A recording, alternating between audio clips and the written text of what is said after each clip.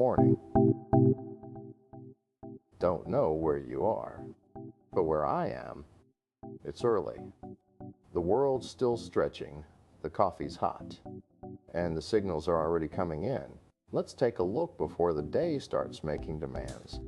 This is Signal Checked with Adrian North.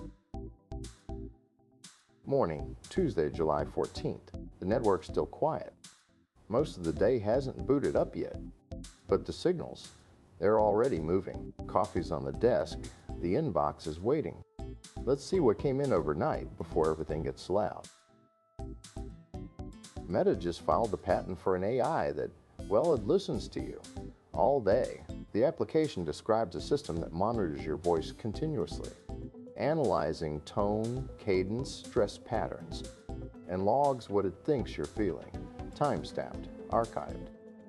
The idea is ambient emotional tracking, supposedly to personalize your experience or flag mental health concerns. But here's the thing, this isn't a therapy session you opt into. It's passive surveillance of your emotional state, running in the background while you live your life. The patent doesn't specify consent flows or data retention limits, it just collects. And once that emotional timeline exists, it's hard to imagine it staying private forever. Jscrambler, a client-side security company, just disclosed that someone published a malicious version of their NPM package. It's been downloaded almost 1,500 times. The compromised package contained an info stealer, designed to exfiltrate environment variables, tokens, credentials, anything a developer might have sitting in their local setup. Jscrambler pulled it down fast, but this is the supply chain problem in miniature. Developers trust these packages. They pulled them into pipelines without reviewing every line. And when one gets backdoored, the blast radius spreads silently, commit by commit, across every project that installed it. If you're running Jscrambler's NPM tooling, check your versions, and maybe, just maybe, start treating your dependencies like the third-party code they actually are. Western intelligence agencies just put out a joint warning. Russian hackers are exploiting weak router security to breach critical infrastructure. Not 0 days, not sophisticated exploits, weak credentials, default passwords, unpatched firmware. The advisory names compromised routers as initial access points into energy, water, and communications networks across the US and Europe. Once inside, the attackers pivot laterally, hunting for operational technology and control systems. The warning is blunt. If your edge devices aren't locked down, you're the door. It's a reminder that critical infrastructure doesn't fall to movie-style hacks. It falls to the stuff we've known how to fix for 15 years and still haven't. Google and Microsoft just yanked ModHeader, a browser extension with 1.6 million installs, after security researchers found the hidden browsing history collector embedded inside. ModHeader's a header editing tool. Developers use it to modify HTTP requests and responses for testing.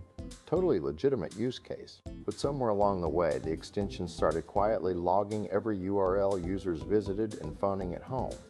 It wasn't flagged by automated scans because the collector was dormant, triggered only under specific conditions. Both companies pulled it from their stores, but here's the reality check. 1.6 million people installed something that watched where they went online.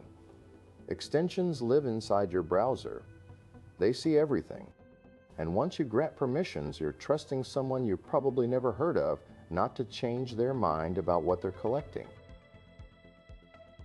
Ludo Pomerette just won his third consecutive Hard Rock 100. He's 50 years old. And he didn't just win, he broke his own course record by 20 minutes. The Hard Rock is 100 miles through Colorado's San Juan Mountains, 33,000 feet of elevation gain. Thin air. Brutal terrain. Most people don't finish.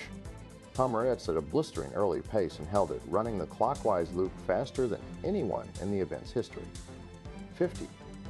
In a sport where most elites peak in their 30s, he's still getting faster. The phrase everyone keeps using is like good wine.